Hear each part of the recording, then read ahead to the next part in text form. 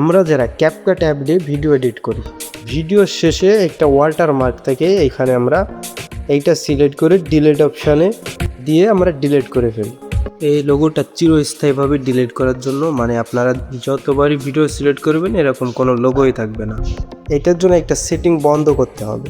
নিচের দিকে এই যে প্রোফাইল অপশান, এখানে ক্লিক করব। প্রোফাইল আসার পর পরে সেটিংস নামে একটা অপশান দেখতে পাবো, সেটিংস।